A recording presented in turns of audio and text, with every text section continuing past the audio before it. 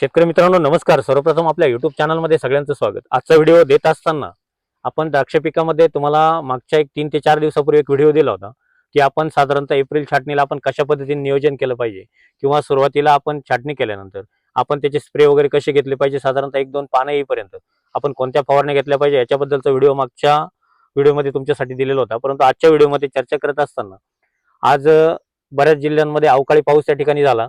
बऱ्याच ठिकाणी फुटवा कुठेतरी बाहेर निघायला सुरुवात झाली, पानं चिरले, बऱ्याच ठिकाणी जखमा झाल्या. ज्या ठिकाणी गारांचा पाऊस झाला त्या ठिकाणी सुद्धा काडीला जखमा झाल्या असतील किंवा बऱ्याच ठिकाणी तुमच्या ओलांड्याला सुद्धा जखमा झाल्या असतील. मग अशा वेळेस सुद्धा आपण नियोजन करणं गरजेचं आहे. त्याचबरोबर एकसारखा फुटवा होणं गरजेचं आहे. आता एकसारखा फुटवा होण्यासाठी आपण कोणती काळजी घेतली पाहिजे लक्षात घ्या. आज ज्या प्लॉटमध्ये आपण उभे आहोत त्या प्लॉटमध्ये जे आपण आंतरमशागत करतो किंवा प्लॉट खाली झाल्याच्या नंतर आपण जी मशागत करतो त्यानंतर खतांचं नियोजन करतो. हे करत असताना आपण जी मुळीचं नियोजन केलं पाहिजे ते कसं केलं पाहिजे या संदर्भात आजचा व्हिडिओ आपण बनवत आहोत. आता ही सर्व चर्चा करण्यापूर्वी दादा एकदा तुमचं नाव, गाव आणि मोबाईल नंबर सांगायचं. माझं पूर्ण नाव श्याम बाबासाहेब वाळून, राहणार आनंदवाडी, पिरकल्याण, बरं. तालुका, जिल्हा? तालुका जिल्हा जालना. मोबाईल नंबर सांगा एकदा परत. 9503 139866. बरं. आपण प्लॉट रजिस्टर करताय, बराच ग्रुप आहे आपला, हो बरोबर आहे? हो. म्हणजे तुमच्या आनंदवाडीमध्ये 20-25 लोक आहे, हा. बाकी इतरत्र बरेचसे शेतकरी बुकिंग करताय. हो हो. आता हे सर्व करा, फक्त कामाचा फॉलोअप आपल्यासाठी फार महत्वाचं आहे. याच प्लॉटमध्ये आपल्याला माल हार्वेस्टिंगच्या वेळेस आपण नक्की एक व्हिडिओ देणार आहोत. बरोबर. आता लक्षात घ्या, जेही शेतकऱ्यांना अडचणी येतात त्या काय येतात समजून घ्या की आपल्याला प्लॉटमध्ये कुठेही झाडामध्ये स्ट्रेस राहायला नको. आता बरोबर. तुम्ही जर बघितलं असेल या ठिकाणी की तुम्ही मशागत करत असताना बरीचशी मुळी त्या ठिकाणी कट झालेली हो किंवा तुटलेली आहे. हो. अशा वेळेस आता जेही शेतकरी याच्यानंतर जे शेतकरी अशी मशागत करत असेल अशा शेतकऱ्यांसाठी ज्या ठिकाणी तुमची जमीन मुरमाड असेल, हलकी जमीन असेल, कुठेतरी 1-2 फूट माती असेल, अशा जमिनीमध्ये आपण मशागत केल्यानंतर त्या ठिकाणी लगेच त्याच्या पाठोपाठ आपल्याला पाणी देणं सुद्धा तितकं गरजेचं राहील. कदाचित आपल्याकडून पाणी गेलं नाही तर नक्कीच त्या ठिकाणी मुळी तुटल्यानंतर झाड त्या ठिकाणी शॉक खाल्याशिवाय राहणार नाही. त्याच्यामुळे आपण ती काळजी घेणं गरजेची. जर आपण मशागत केली, जवळून मुळी आपल्याकडून कट झाली असेल, तुटली असेल, तर आपण नक्कीच त्या ठिकाणी पाणी लगेच देणं गरजेचं आहे. बेड भिजेपर्यंत पाणी द्या. त्यानंतर खताचं व्यवस्थापन करत असताना मी तुम्हाला सांगितलेलं आहे आपण सॉइल टेस्टिंग सुद्धा करणं गरजेचं आहे. माती परीक्षण केल्यानंतर त्याच्यानुसार आपण डोस देणं गरजेचे आहे. तुमचे सर्वांचे रिपोर्ट आले, तुम्हाला शेड्यूल पण आलेलं आहे, बरोबर? Okay sir. त्यानुसार आपल्याला बेसल डोस देणं गरजेचं आहे. तुमचं NPK असेल तर NPKच्या जागेवरती आपण चुनखड जमीन असेल तर आपण नियोजन करणं गरजेचं आहे. चुनखड जमिनीमध्ये कुठेही तुम्हाला DAP असेल, सिंगल सुपर फॉस्फेट असेल, 10-20 सारखे खतं असतील, या खतांचा वापर न करता त्या ठिकाणी तुम्हाला यारामिला कॉम्प्लेक्स एकरी 25 किलो पर्यंत घ्यायचं आहे. त्यासोबत तुम्हाला दाणेदार सल्फर 25 किलो त्या ठिकाणी घ्यायचं आहे. त्याचसोबत आपण पॉलिसल्फेट 25 किलो घेऊ शकतो. त्याचबरोबर धनकीर्ती कंपनीचं धनविश्व आपल्याला साधारणतः एकरी 20 किलो पर्यंत घ्यायचं आहे. हा बेसल डोस आपल्याला आपण ज्या ठिकाणी ड्रिप चालू करतो त्या ठिकाणी आपल्याला टाकून घ्यायचं आहे. त्यानंतर शेणखताचा व्यवस्थित वापर करून आपल्याला बोधावरती सुद्धा साधारणतः 200 किलो मल्चिंग सल्फर आपल्याला फुकून घ्यायचं आहे. जेणेकरून आपलं जे जमिनीत झालेलं कॅल्शियम मॅग्नेशियमचं फिक्सेशन असेल किंवा फॉस्फरसचं फिक्सेशन असेल ते त्या ठिकाणी डिझॉल्व्ह व्हायला सुरुवात होईल आणि अपटेक चांगल्या पद्धतीचं होईल. आता हा झाला बेसल डोसचा विषय. आणि मुळीचा आपण रूट सुद्धा तोडताना विचार करा. ज्या ठिकाणी तुमचं तवा यंत्र असेल त्या ठिकाणी साधारणतः झाडाच्या दोन्ही बाजूने 1-1 फूट जागा सोडून आपल्याला तवा यंत्राचा वापर त्या ठिकाणी करायचा आहे. हलक्या जमिनीत केला असेल तर आपण लगेच पाणी देऊन घ्या. ज्या ठिकाणी तुमची डीप सॉइल असेल, चांगली काळी जमीन असेल, अशा ठिकाणी आपण 2 ते 3 दिवस झाडाला कुठेही परिणाम होत नाही. परंतु ज्या ठिकाणी हलकी जमीन असेल, मुरमाड जमीन असेल, पाण्याचा निचरा होणारी जमीन असेल, अशा ठिकाणी पाणी लगेच पाठोपाठ आपल्याला देणं गरजेचं आहे. यानंतर आपण बेसल डोस दिला, खत दिल्याच्या नंतर आपण परत एकदा माती त्याच्यावरती टाकून घ्या. आणि आपण जे काड्या आपण छाटतो या काड्या आपल्याला ऑर्गॅनिक कार्बन वाढला पाहिजे त्यासाठी आपण त्या बेडवरती टाकून घेणं गरजेचं आहे. किंवा बरेच शेतकरी त्याचा रोटावेटर मारून त्या ठिकाणी मल्चिंग करून घेतात आणि त्या ठिकाणी टाकतात. ज्या ठिकाणी तुमचं ऑर्गॅनिक कार्बन कमी असेल त्या ठिकाणी तुम्ही पूर्ण जशाच्या तशा काड्या त्या ठिकाणी दाबून घेतल्या तर आपल्याला चांगला फायदा त्या ठिकाणी मिळेल. आता हेच करत असताना एकसारख्या फुटव्यासाठी आपल्याला फवारण्या गरजेच्या आहे. मी तुम्हाला मागच्या व्हिडिओमध्ये सांगितलं होतं की आपण खोडवालांडे धुत असताना तुम्हाला 20% क्लोरो घ्यायचं आहे 200 लिटर पाण्यासाठी 250 ते 300 मिली. त्यासोबत नार्विन घ्यायचं आपल्याला 200 ते 250 मिली.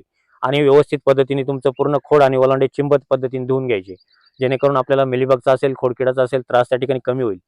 त्यानंतर एक साधारणतः 2 ते 3 दिवस जाऊ द्या. 2 ते 3 दिवसानंतर आपल्याला 200 लिटर पाण्यासाठी 2 किलो युरिया, लक्षात घ्या अतिशय महत्त्वपूर्ण फवारणी असेल त्याच्यामध्ये तुम्हाला युरिया घ्यायचं आहे 200 लिटर पाण्यासाठी 2 ते 3 किलो पर्यंत. त्यासोबत आपल्याला धनकीर्तीचं परम घ्यायचं 500 मिली. अशा पद्धतीची एक फवारणी आपल्याला 2 ते 3 दिवसाच्या अंतराने 2 फवारण्या आपल्याला काढून घ्यायच्या. आता लक्षात घ्या या फवारण्या आपण का घेतो. तुमची जी काडी आपण छाटलेली असते, काडी छाटल्यानंतर त्या ठिकाणी डोळ जाड असतात आणि ती काडी आपल्याला नरम होऊन आपला फुटवा बाहेर आला पाहिजे. ज्यावेळेस आपल्याला त्या ठिकाणी युरियाची फवारणी घेतो त्यावेळेस आपली काडी त्या ठिकाणी नरम होते, डोळ नरम होतो आणि लवकर फुटवा त्या ठिकाणी होतो. त्यासाठी आपण ही फवारणी करणं गरजेची. आता हे 2 फवारण्या केल्यानंतर नक्कीच आपला फुटवा एकसारखा निघेल. परंतु हेच करत असताना कुठेतरी आपल्याला फुटवा निघायला सुरुवात झाली, कुठेतरी डीर बाहेर यायला सुरुवात झाली, 1-2 पानं यायला सुरुवात झाली असतील किंवा काही ठिकाणी पोगा पद्धतीची यायला सुरुवात झाली असेल. बऱ्याचदा जाड डोळ पाठीमागे राहतात, बारीक डोळ पुढे येतात. अशा वेळेस आपल्याला एक फवारणी घ्यायची. त्याच्यामध्ये ती फवारणी घेत असताना तुम्हाला कॉम्बिअप चांगल्या कंपनीचं मायक्रोन्यूट्रिएंट म्हणजे कॉम्बिअप आपल्याला घ्यायचं आहे 200 लिटर पाण्यासाठी 100 ग्रॅम. त्याच्यामध्ये तुम्हाला कॅल्बॉर्न ॲग्रोचं रिॲक्टिव्ह घ्यायचं आहे 200 लिटर पाण्यासाठी 500 मिली, मॅग्नेशियम सल्फेट 500 ग्रॅम आणि एन्ट्राकॉल 500 ग्रॅम अशी एक फवारणी करून घ्यायची. आता ही फवारणी देण्याचा उद्देश सुद्धा फार महत्त्वाचा आहे. जो फुटवा तुमचा मागं पुढे होत असेल, ज्या ठिकाणी तुम्हाला जो निघताना आपल्या फुटी कमकुवत निघतात, त्या फुटी आपल्याला चांगल्या पद्धतीच्या स्ट्रॉंग निघायला पाहिजे. त्यासाठी आपण ही फवारणी घेणं गरजेची. ही फवारणी घेतली तर नक्कीच आपल्याला प्लॉटमध्ये दुसऱ्या-तिसऱ्या दिवशी पाठीमागे राहिलेल्या फुटी सुद्धा चांगल्या पद्धतीच्या दिसून येतील. ज्या ठिकाणी तुमचं नायट्रोजनचं प्रमाण एक्सेस असेल, पाण्यामध्ये नायट्रोजनचं प्रमाण एक्सेस असेल, अशा ठिकाणी तुमचं कांड्यातलं अंतर त्या ठिकाणी वाढतं. मग अशा वेळेस आपण जर तुमचं 2 ते 3 पानांवरती फुटी आल्या, पाठीमागच्या फुटी मागे असतील, तर आपण त्या ठिकाणी 200 लिटर पाण्यासाठी टिल्ट घ्यायचे 10 मिली. लक्षात घ्या, अतिशय महत्त्वपूर्ण फवारणी असेल. टिल्ट घ्यायचे तुम्हाला 200 लिटर पाण्यासाठी 10 ml. त्याच्यामध्ये कोमानियल 500 मिली आणि 0.32 500 ग्रॅम अशी एक फवारणी करून घ्यायची, जेणेकरून पुढच्या फुटी थांबून मागच्या फुटी आपल्याला लवकर पुढे येतील. अशा पद्धतीचं नियोजन जर प्रत्येक शेतकऱ्यांनी केलं तर कुठेही अडचण त्या ठिकाणी येणार नाही. आता लक्षात घ्या, आपण सॉइल टेस्टिंग आणि पाणी परीक्षण, माती परीक्षण का करतो? हा सुद्धा अतिशय महत्त्वाचा मुद्दा आहे.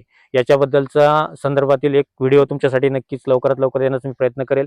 परंतु देत असताना तुम्ही हे लक्षात घ्या, की जे आपण मुख्य अन्नद्रव्य म्हणतो, तर तुमचं नायट्रोजन असेल, फॉस्फरस असेल, पोटॅश असेल, जी NPK म्हणतो आपण, नायट्रोजन अपटेकसाठी झिंकचं प्रमाण व्यवस्थित असणं गरजेचं आहे. फॉस्फरससाठी तुम्हाला फेरसचं प्रमाण असणं गरजेचं आहे. पोटॅशसाठी मॅग्नेशियम असणं गरजेचं आहे. याचा विश्लेषित व्हिडिओ तुमच्यासाठी लवकरात लवकर मी नक्की देईल. परंतु हे नक्कीच प्रत्येक शेतकऱ्यांनी प्लॉट रजिस्टर करत असताना आपल्या जमिनीचं सॉइल टेस्टिंग नक्की करून घ्या, जेणेकरून कुठे अडचण त्या ठिकाणी येणार नाही. आता याच्यानंतर जालना जिल्ह्यामध्ये शेकडो शेतकऱ्यांनी प्लॉट रजिस्टर केलेले आहे. मागच्या वर्षी शेकडो शेतकऱ्यांनी अनुभव पण त्या ठिकाणी घेतले.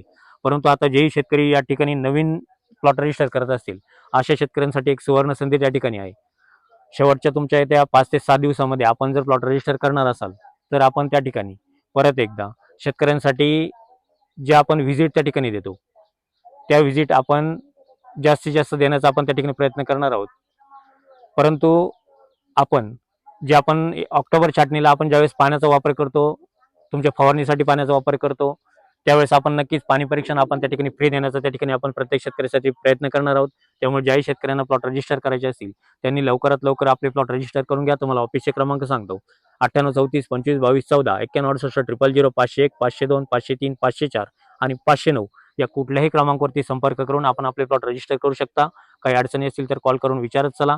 त्याचबरोबर आपण जे व्हिडिओ देतो, मग तुमचं इन्स्टा आयडी असेल, फेसबुक असेल, यूट्यूब असेल, या सर्व माध्यमांवरती आपले व्हिडिओ त्या ठिकाणी असतात. त्यामुळे व्हिडिओला नक्कीच कोणी नवीन असेल तर नक्कीच चॅनलला सबस्क्राईब करून घ्या. व्हिडिओ आवडत असेल तर लाईक करा, शेअर करायला विसरू नका. धन्यवाद.